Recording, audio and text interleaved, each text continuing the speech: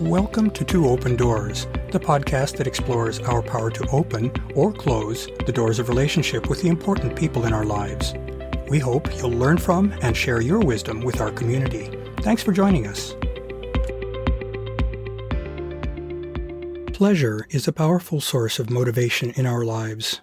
We are literally neurally wired to seek out pleasurable experiences, just as we are equally strongly compelled to avoid or minimize our experience of pain. Have you stopped to think about how these driving forces work, how they influence what we seek and what we do? It's worth our while to understand these, at least at a high level. Pleasure can be thought of as a mechanism that motivates us to pursue things that help our survival and prosperity. As Darwin suggested in 1872, emotional or affective reactions were selected through evolution because they were triggered by survival-enhancing actions, and that these reactions became the basis for our emotional expressions. In some species, the unconscious core emotional reactions developed subjective or conscious-level feelings of pleasure. Note that we distinguish between subconscious emotions and conscious feelings or awareness of those emotions. Pleasure actually has three distinct components: liking, or an emotional reaction that builds desire for something that we deem good; wanting, or a motivational process that guides us to act in particular directions; and learning, through which we associate particular stimuli or experiences with goodness or badness, or with pleasure and pain, and through which we build consciously accessible memories of these associations. Each of these has a different set of underlying neurobiological mechanisms. It's important to note that pleasure is something that many assume to be a purely subjective feeling. However, the occurrence of pleasure can also be objectively observed through measurable hedonic or pleasure-oriented liking reactions, such as facial expressions, activity in specific brain regions, etc. We humans experience a reward behavior cycle through which we want something and then like that something. All the while, we're learning to associate reward or good feelings with what we want and are pursuing. The neurobiology that underlies the reward behavior cycle is complex, but isn't directly relevant to our discussion here. From the brief discussion of the cycle, though, we can observe several things that are relevant here. First, our subconscious emotions, or wanting, exist independently of our conscious reactions to those emotions, that is, our liking. That means that we're not always aware of what we're experiencing at an emotional level. Second, our emotional level liking of something can drive us to seek that something, sometimes dragging us in different directions than what our conscious mind might dictate. That's what happens in the case of addictions, for example. Emotion is a powerful thing. By extension, the emotional experience of pleasure is also a powerful thing. Wanting directs how we go after something that we perceive emotionally as good. Wanting plays out through our behavior or actions. Of course, those actions can be quite varied, and that can lead to some paradoxes. For example, our default response to emotionally registering pain is to get away from the circumstances that seem to be producing that pain. However, in some BDSM practices, people may seek out objectively painful circumstances because those circumstances can register as pleasure.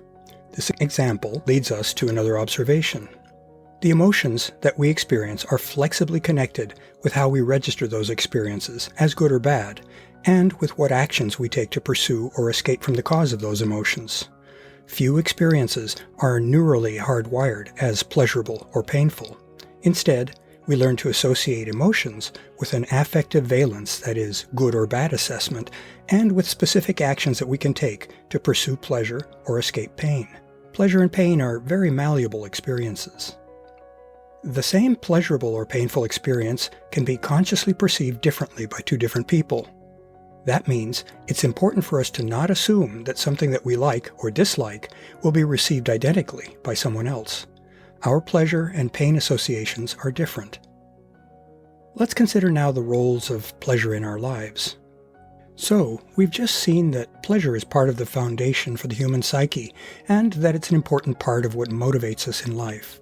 At the same time, we can look around and see the suspicion and distrust that our society associates with pleasure. What is going on to cause such a disconnect? The French philosopher Michel Foucault provides some guidance for our explorations. In his work, The History of Sexuality, Volume 2, The Use of Pleasure, he identifies 3 topics that he seeks to investigate. The first is the science that helps us to understand sexuality. Second is the powers that attempt to regulate sexuality. And third, the individual recognition and experience of our sexuality. Let's consider each of these facets. Regarding the scientific study of sexuality, we've come a long way since the end of the 19th century.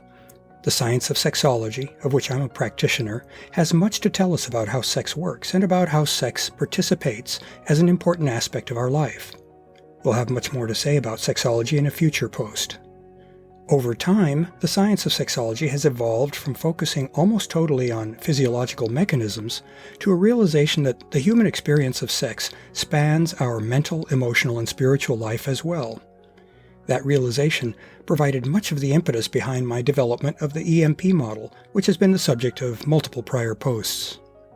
These days, sexology takes a holistic approach to understanding and explaining the full breadth of human sexuality, as seen through the lens of gender and sexual orientation. Behaviors and orientations that have been pathologized in the past, such as homosexuality, are now realized to be part of the wide spectrum of human sexual experience. The different experiences of sexuality that are reported by the male, female, and non-binary gender are all given due consideration, in contrast with the narrow, male-focused explorations of sexuality in the past. The science of sexology is proving to be an invaluable tool in recognizing and normalizing the panoramic sweep of human sexuality. Let's turn next to considering how power has been brought to bear on sexuality over the centuries since the late 1600s.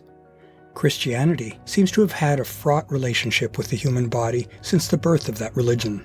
Christianity has positioned sexuality as an occasion for the occurrence of evil and of sin, as the occasion for the fall of mankind through Adam and Eve's weakness, and even as a path to death and eternal damnation. It's interesting to note that the reference to the altered consciousness of the post-orgasmic state as the petite mort, or the little death. In contrast, many earlier Western cultures, such as the Romans and the Greeks, held a much more positive view of the importance and legitimacy of sexuality. They seemed much more comfortable with the human body. With Christianity's negative positioning of sexuality came concerted efforts to control and regulate what was seen as a strong and distracting influence. Religions and the social organizations and governments that reflected those religions laid out and stringently enforced restrictions on the exercise of sexuality, going so far as to demonize pleasure and to position sex as only a vehicle for procreation. People raised with such a negative perspective have unsurprisingly had a very turbulent relationship with their personal sexuality. That discomfort persists to this day, as is evident to anyone who reads the daily news. Because of the resulting social norms, individuals can experience a sharp distinction between how they believe they should behave in society versus what they may want or experience in their inner being and private life. That creates more than a little cognitive dissonance. The third aspect of Foucault's look at sexuality has to do with how individuals experience and embrace desire and sexuality in their own lives. That's an area which has evolved tremendously over the years. When Christianity still held almost uncontested sway over people's lives, there was little room for individuals to think much about their sexuality. Religious beliefs and strictures provided a moral straitjacket that all had to wear or face societal sanctions. The 1960s provided an occasion for some free thinking about sexuality, and we still enjoy some of that freedom, although it feels as though our contemporary society has discredited that freedom to some extent as being naive and self-indulgent. Conservative thought seems to be sweeping us back in the direction of religiously motivated sexual repression and control. Hopefully, the resulting regression won't prove to be long-term or irreversible. Given that sexuality is a large part of our humanity, the personal experience of sexuality is a big contributor to either our happiness and contentment or our neuroticism and fear. One of the main goals of Two Open Doors is to help members realize that we each have choices as to how we experience our sexuality. We can choose to continue to empower the constraints and negative perspectives that our social programming imposes on us. In contrast, We can choose to embrace our sexuality as a fundamentally good and positive thing that can bring us much pleasure and satisfaction, even while recognizing that a force as powerful as sexuality needs to be accorded respect and moderation. This very important decision is what Two Open Doors refers to as the adult power of rechoicing. As in all aspects of our life, we're responsible for picking a life path that best suits our goals and desires. Having that power of choice seems like a very hopeful thing. To learn more about Two Open Doors and to engage with our community, I'd like to invite you to visit the Two Open Doors website at twopendoors.com and the Two Open Doors Facebook group. Finally, I invite you to contact me directly by writing to me at Claude, C-L-A-U-D-E, at twopendoors.com.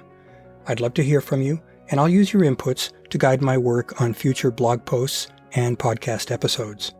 Thank you for visiting Two Open Doors.